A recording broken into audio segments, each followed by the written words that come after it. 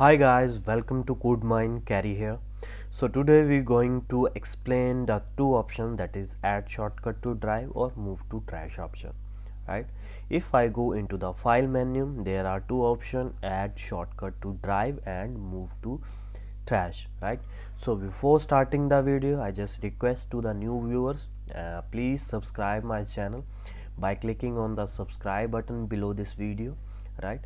So let's start with the video. So add shortcut to drive is when I click onto the add shortcut, right, you guys can see here, right, where I want to create a shortcut, right.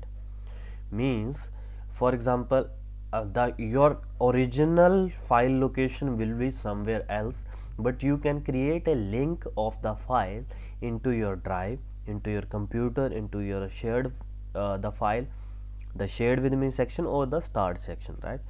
What will happen if I do this way, right, I can share that file or I can open that file directly from that link, right.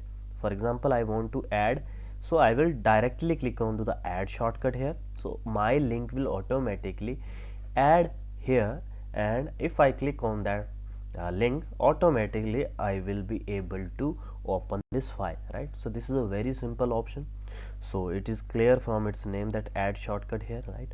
So we will switch to the next option, that is move to trash. We guys know that as the clear from its icon, it means we are deleting our file, but here is some trick. If I click onto the move to trash, then I got a pop-up that file has been moved to trash. To access this file, take it out of the trash. Item in the trash are deleted forever after 30 days. Means it will be into the kind of recycle bin, right, or into the trash folder, right. So if this file is shared, collaborator can still make a copy it until it's permanently deleted.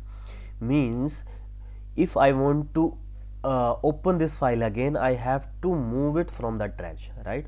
And if I do not move it from the trash, and after 30 days automatically my file will be removed forever, right.